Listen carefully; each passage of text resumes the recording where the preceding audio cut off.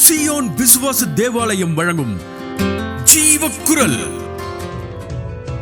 The title of the program, The Birth, Death, Resurrection of Godly Dreams. கனவுகளின் பிறப்பு, இறப்பு, உயிர்த்தெழுதல். மனிதன் கனவு காண்கிறான். பிசாசு மனிதர்களுடைய மூளையை குத்தகைக்கு எடுத்து கனவு காண வைக்கிறது. பிசாசின் கனவை ஏற்றுக்கொண்டவர்கள் திருச்சபைக்கும் ஊழியருக்கும் இடைஞ்சல் உண்டாக்குவார்கள். தேவனுடைய கனவு வரும் சமயத்தில் அந்த கனவு பிறக்கும். அதை வேறு சக்திகள் இறக்க செய்யும், மரிக்க செய்யும், உயிரிழக்க செய்யும். ஆனால் மீண்டும் தேவன் உயிர் கொடுப்பார் அந்த சொப்பனங்களுக்கு. கர்த்தருக்குள் அன்பானவர்களே, யாக்கோபு அவனுக்கு 12 பிள்ளை. யோசேப்பு அந்திம காலத்தில் பிறந்தான், வயசு காலத்தில் பிறந்தான்.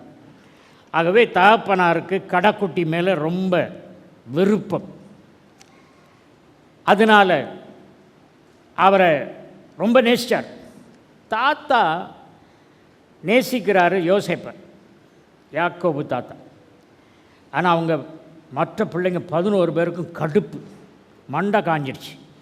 இவனை எப்படி தொலைச்சிக்கட்டும் அப்படின்னு சொல்லி நினச்சாங்க. 11 சகோதரர்களும் ஒரு குட்டி பையனை, கடைசி பையனை வெறுத்ததுனால அவனுக்கும் இன்ஃபீரியாரிட்டி காம்ப்ளெக்ஸ். நான் ஒன்றுக்கும் லாய்க்கில்லை.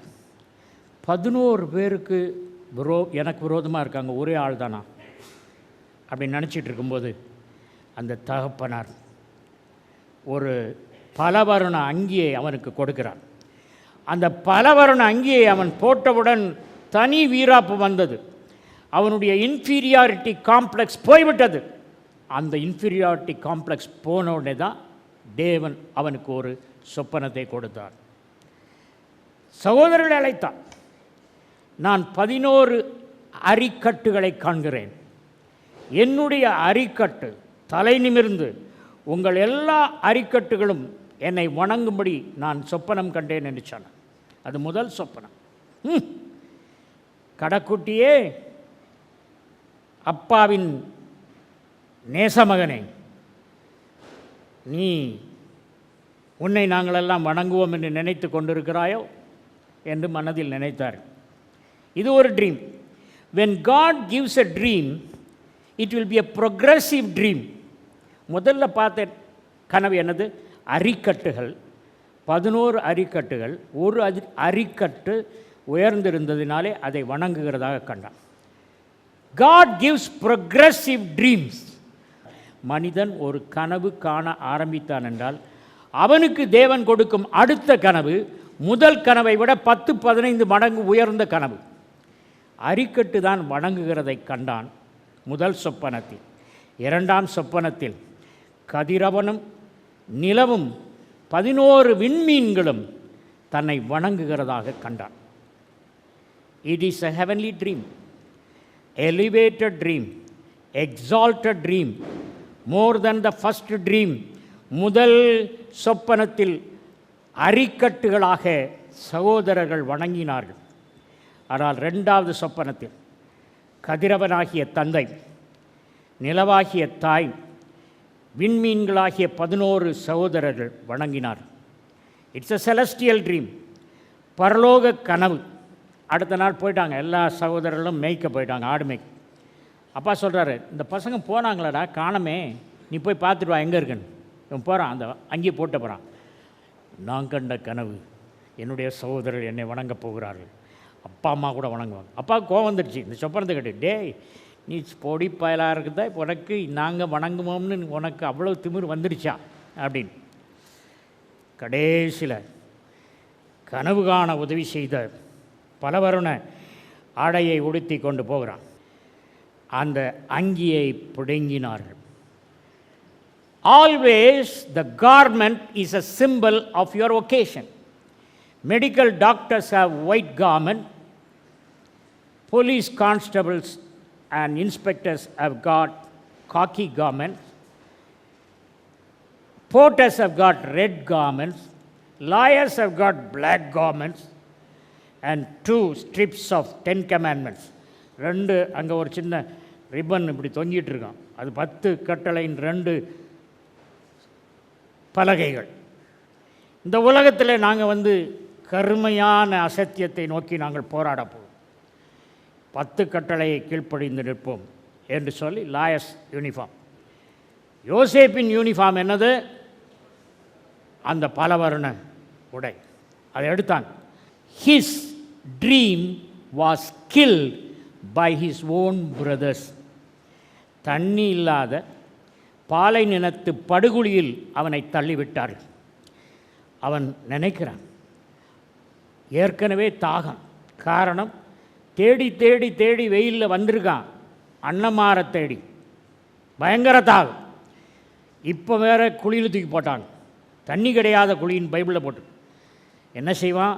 யார் தண்ணி கொடுப்பா? யார் சாப்பாடு தருவா? யோசித்து பார்த்தாலே பயம். அங்கேயே கடந்து தான் சாகணும், பட்டினியாக கடந்து சாகணும், தாகத்தினால சாகணும். அவனுடைய மனது எப்படி இருந்திருக்கு? 11 பேர் ஒரு சிறுவனை பிடித்து படுகுழியில் தள்ளினார்கள். அவன் சொப்பனத்தை கொலை செய்தார்கள்.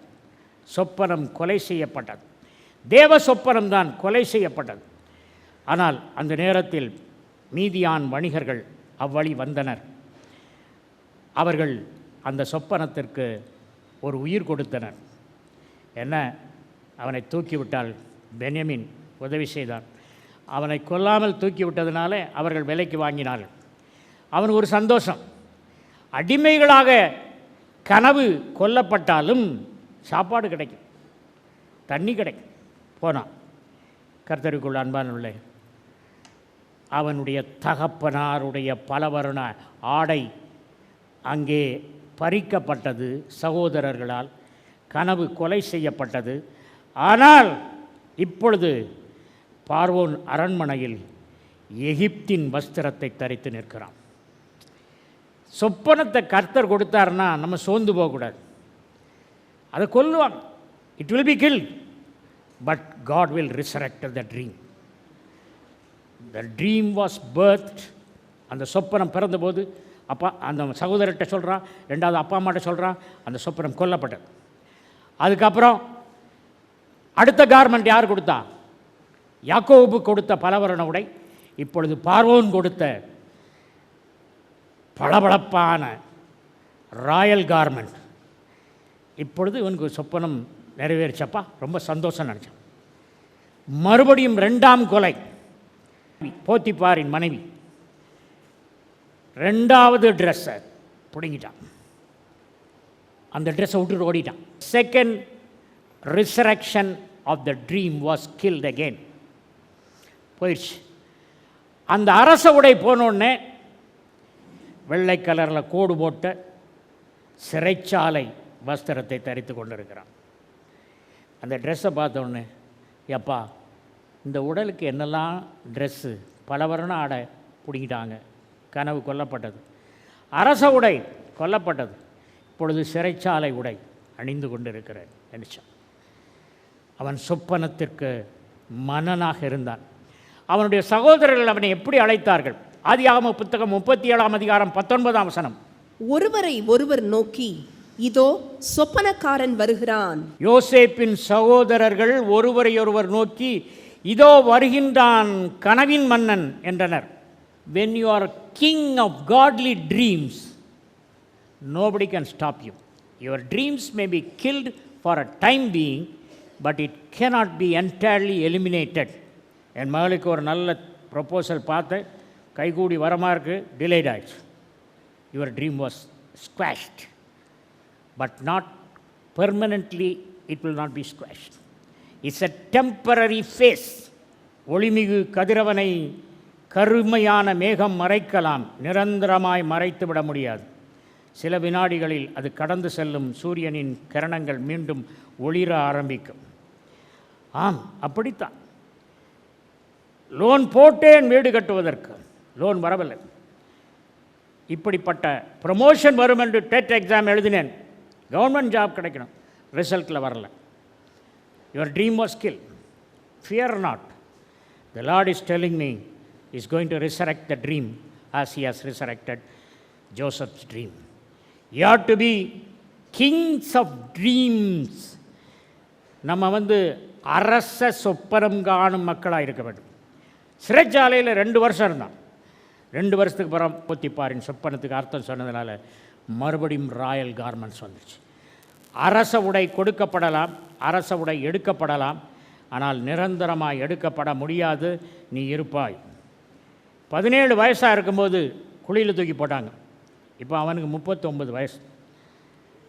22 வருடங்கள் கடந்து விட்டன. தன்னுடைய தகப்பனார் வீட்டில் இருந்ததை விட அரண்மனையில் இருந்த நாட்கள் தான் அதிகம். In the Bible, there are 24 similarities between Joseph and Jesus. இயேசுவுக்கும் யோசேப்புக்கும் 24 ஒப்புமைகள் இருக்கின்றன. Joseph and Jesus are only begotten beloved son of wealthy father.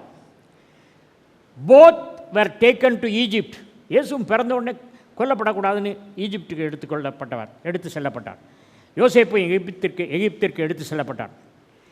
Both of them started their ministry at the age of 30. 2 பேரும் 30வது வயதில் தான் ஊழியத்தை ஆரம்பித்தார்கள். இயேசு கிறிஸ்து 5000 பேருக்கு அப்பத்தை வழங்கினார். 4000 பேருக்கு ஒரு தடவை அப்பத்தை மீனையும் வழங்கினார். யோசேப்பு நாட்டுக்கே அப்பங்களை வழங்கினார். யோசேப்பு 20 ஷேக்கலுக்கு வெள்ளி ஷேக்கலுக்கு விற்கப்பட்டான். இயேசு கிறிஸ்து 30 வெள்ளி காசுக்கு விற்கப்பட்டார். இயேசு கிறிஸ்து கனவு காணும் இயேசு கிறிஸ்து. கர்த்தருக்குள் அன்பானவர்களே, நாம் தேவனுடைய சாயலில் படைக்கப்பட்டதினால், காட் இஸ் அ ட்ரீமர். அவர் என்ன ட்ரீம் பண்ணார்? ஒரு ஏதேன் தோட்டத்தை உண்டாக்க வேண்டும், ஒளி உண்டாவது என்று சொல்ல வேண்டும், உலகத்தை படைக்க வேண்டும், அதில் ஒரு மனிதனை உருவாக்க வேண்டும், ஏவாளை உருவாக்க வேண்டும். இதெல்லாம் கர்த்தர் கனவு கண்டு தான் நிறைவேறுது. Whatever God gives you dream, you have to obey. பைபிளில் ஒரு இன்ட்ரெஸ்டிங்கான வசனம் இருக்குது, ஆமோஸில். இது எனக்கு ரொம்ப பிரியமான வசனம். ஏன்னா ஆண்டவர் இது எனக்கு பேசினார். இது அர்த்தம் இல்லாத வசனம், உங்களுக்கு எனக்கு பிரியமான வசனம். என்னன்னு பாருங்க. ஆமோஸ் 3:12. மேலும் ஒரு மேய்ப்பன் 2 கால்களையாவது ஒரு காதின் துண்டையாவது சிங்கத்தின் வாயிலிருந்து பிடுங்கி தப்புவிக்குமா போல. ஒரு மேய்ப்பன் இருக்கான், நிறைய ஆடு இருக்கு. அங்கேருந்து ஒரு சிங்கம் வருது. சிங்கம் அந்த ஆட்டை நல்லா கடித்து அது மிச்சம் வைக்கிறது 2 கால் 1 காது. இப்போ நீங்கள் தான் மேய்ப்பன்னு வச்சுங்க. ஒரு ஆட்டை சிங்கம் கடித்து எல்லாத்தையும் சாப்பிட்டு போயிடுச்சு. மீதியானது என்னது? இது 2 கால் 1 காது. என்ன செய்வீங்க? டேய் இது தூக்கி போடுறா, இதான் மிஞ்சி போச்சு 2 கால். ஆண்டவர்கிட்ட கேட்டேன், இது ஏன் எழுதி வச்சுருக்கீங்க?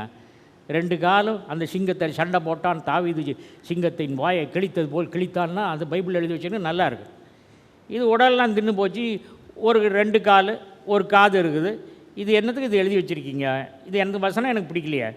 மகனே, உன்னை பிசாசு உன்னைய எவ்வளவோ கடித்து தின்னாலும் உன்னுடைய காதும் 1 காது போதும். 2 காது இல்லை, 1 காது. 2 காலும் இருந்தால் நான் சொல்கிறத நீ கேட்ப, உன் 2 கால் அதை நடக்கும், உயிர் வரும். This is the meaning of this verse. So, my dream was lost. What I had was only 1 ear and 2 legs. Again, the dream got resurrected. வந்துடுச்சு. கர்த்தருக்குள் அன்பானவர்களே, கனவு மரிக்கலாம், ஆனால் அது மறைந்து போகாது. தேவன் கொடுக்கும் கனவு நம்முடைய ஆவியில் கருத்தரித்திருக்கும் பொழுது டவுன் சிண்ட்ரோம் கொடுத்து அந்த கனவை பிசாசால் சிதைக்க முடியாது. ஆனால் பிசாசு ஒருவருக்கு கனவு கொடுத்து ஊழியர்களை தாக்கும் பொழுது அந்த கனவை கர்த்தர் நொறுக்கி போடுவார் நிரந்தரமாய். அந்த கனவு ரிசரெக்ட் ஆகாது. அதுக்கு நான் சில உதாரணங்கள் சொல்ல விரும்புகிறேன். கர்த்தருக்குள் அன்பானவர்களே, சவுலை பற்றி தெரியுமில்ல உங்களுக்கு? யூத மதத்தை காப்பாற்றி இப்பொழுதுதான் முளைத்து வருகிற கிறிஸ்தவத்தை சுவடு தெரியாமல் புல் முளைக்கச் செய்ய வேண்டும் என்பது சவுலினுடைய சொப்பனம். வல்லமையாக செய்கிறான். ரொம்ப வயலண்ட்டாக செய்கிறான், வல்லமையாக செய்கிறான், வயலண்ட்டாக செய்கிறான். எப்படி பெரம்பெடுத்துக்குவான். சினகாக் அத்தாரிட்டிஸ், ஜூயிஷ் அத்தாரிட்டிஸ்கிட்ட லெட்டர் வாங்கிக்குவான். இந்த கோயிலில் போய் அந்த கிறிஸ்தவத்தை ஃபாலோ பண்ணுறீங்களா, யூத மதத்தை ஃபாலோ பண்ணுறீங்களான்னு நான் தலைவர்கிட்ட போய் கேட்பேன். அவர் கிறிஸ்தவ மதம்னு சொன்னார்னா மறுதலிடா, இல்லைன்னா அடிப்பேன்னுவேன். அவர் மறுதளிக்க மாட்டார்னா கையில் இருக்க பெரம்பு விளையாடும். இப்படி வல்லமையாக அடிச்சிட்டு வந்தான். அவன் திருச்சபையின் மக்களை அடித்தான். ஆண்டவர் பார்க்குறாரு, எப்பா இந்த சவுல் என்ன எஃபிஷியண்ட்டாக இருக்கிறான், இந்த மாதிரி சவுல் எனக்கு மாத்திரம் இருந்தால் கொள்கை பரப்பும் காரியதரிசியாய் மாற்றி போடுவேனே. தமஸ்கு சாலையில் அவனை மாற்றி அமைச்சான். ஏன் சவுல் வந்து எல்லாரையும் அடித்து கொன்னான் தெரியுமா? அவங்க முற்பிதாவாகிய யாக்கோபு அவனை பற்றி ஒரு வாழ்த்து சொல்லியிருந்தார். ஆதியாகமம் 49:27. பென்யமீன் பீறுகிற ஓனாய், பென்யமீன் பீறி கிழிக்கும் ஓனாய் அப்படின்னு சொல்லியிருந்தார். இவன் பென்யமீன் கோத்திரத்துக்கான். அதனால் அந்த வாக்கு தத்துவம் அப்பா பிள்ளையை ஆசீர்வதித்தது அப்படியே ஜெனரேஷனாக வந்து இவனும் பீறி கிழிக்கும் ஓனாயாக கிறிஸ்தவர்களை பீறி கிழித்து கொண்டிருந்தான். அப்படி இருக்கும்போது என்னாச்சுன்னு சொன்னால் அந்த வாழ்த்துதலில் இன்னொன்று என்ன இருக்குது தெரியுமா? 2வது பகுதி, காலையில் தன் இரையை பட்சிப்பான். காலையில் என்பது அவனுடைய first part of the life. First part of the life காலையில் அவன் பட்சிப்பான், ஓனாய் மாதிரி திரிவான். மாலையில் தான் கொள்ளையிட்டதை பங்கிடுவான் என்றான். மாலையில் கொள்ளையிட்டதை பங்கிடுவான். என்னடா கொள்ளையடிச்சான் பவுல் பங்கிடுறதுக்கு? பலவானை கட்டி பலவானின் ஆத்துமாக்களை கொள்ளையடித்தான். அந்த கொள்ளையடித்தது அதுதான் சொல்லியிருக்கு. மாலையில் தான் கொள்ளையடிப்பான். Second part of his life. At the road of Damascus, Saul had a sunstroke, not S-U-N stroke, it is S-O-N stroke. அவன் என்ன சொல்கிறான் தன்னை பற்றி சொல்லும்போது 1 கொரிந்தியர் 15 நான் அகால பிறவின்றான். இந்த பென்யமீன் கோத்திரத்தார், இந்த இஸ்ரவேல் மக்கள் எல்லாம் இயேசு கிறிஸ்துவ பிறகு தான் அறிய போகிறாங்க. நான் வந்து ப்ரீமெச்சூர் பேபி, இப்போமே இயேசு கிறிஸ்துவை பற்றி அறிஞ்சு அவரை நான் பின்பற்ற ஆரம்பிச்சிட்டேன் அப்படின்னு சொல்கிறான். அவன் எத்தனை நாள் கண்ணு தெரியாமல் இருந்தான்? 3 நாள். There's a prophecy. When I read Saul was blind for 3 days, Jesus was telling me இஸ்ரவேல் மக்கள் 2000 வருடங்களாக குருடர்களாக இருந்தார்கள். இப்போ 21ஆம் நூற்றாண்டு ஆரம்பிக்குது. இது 3ஆம் நாள். அவருடைய குருட்டுத்தன்மை நீங்கும் காலம், செதில்கள் விழும் காலம், இயேசுவை மேசியாவாக இஸ்ரவேலர்கள் அறிந்து கொள்ளும் காலம். ஏதோ வாசிக்கும் போது 3 நாள் குருடாக இருந்தான்னு மாத்திரம் வாசிடக்கூடாது. God tells you what is the meaning of the 3 days. What are the scales? The scales of people of Israel are going to fall. They are going to accept the Lord Jesus Christ as Savior. அதனால் அவங்களுக்காக நம்ம ரொம்ப ஜெபிக்கிறோம். கர்த்தருக்குள் அன்பானவர்களே, எனக்கு வந்து ஆண்டவர் நான் பெட்டில் படுத்துட்டு ரத்தம் ஒழுக தையல் கிழிஞ்சி வயத்தில் இருக்கும் சமயத்தில் ஆண்டவர் எனக்கு சொன்னார், மகனே I want to use you குளோபலின்னார். நான் சொன்னேன், குளோபலாக யூஸ் பண்ண வேண்டாம், முதல்ல பாத்ரூம் போகிறதுக்கு வைங்க, எந்திரிச்சு யாராவது ஒரு வாலிபனை பாருங்கள் குளோபலாக யூஸ் பண்ணுறதுக்கு நல்லா இருப்பான். என்ன எதுக்கு பார்க்குறீங்க அப்படின்னு எனக்கு புரியலை. ஆனால் ஆண்டவர் என்னையை தான் தள்ளி விட்டார். என்னுடைய எண்ணம் என்ன தெரியுமா? படுக்கையில் படுத்துட்டு இருக்கும்போது நம்ம வாழ்க்கை முடிஞ்சு போச்சு, எவ்வளோ நல்லா ஆரம்பித்தோம், எவ்வளோ ஊழியம் செய்தோம், இனி அவ்வளோதான், இனி எங்கள் படுக்கையிலேருந்து எந்திரிக்க முடியலை, இனி நம்ம எந்திரிச்சு நம்ம பிரசங்கம் பண்ணி ஒன்றும் நடக்காது அப்படின்னு மைண்டில் நினச்சிக்கிட்டு பேர பிள்ளைங்க இருக்காங்க, மகா வீட்டில் போய் மகா பிள்ளைகளை கூப்பிட்டு பேர பிள்ளைகளோடு விளையாடிட்டு rest of the life I will spend அப்படின்னேன். ஆண்டவர் அது இல்லைப்பா, பேர பிள்ளைகளோட விளையாடி காலத்தை கழிக்கிறது என் திட்டம் இல்லை அப்படின்னு என்னைய தள்ளி விட்டார். டிவி ஊழியத்துக்கு தள்ளி விட்டார். ஒரு கதை சொல்ல விரும்புகிறேன். ஒரு பெரிய பணக்காரன் தான்.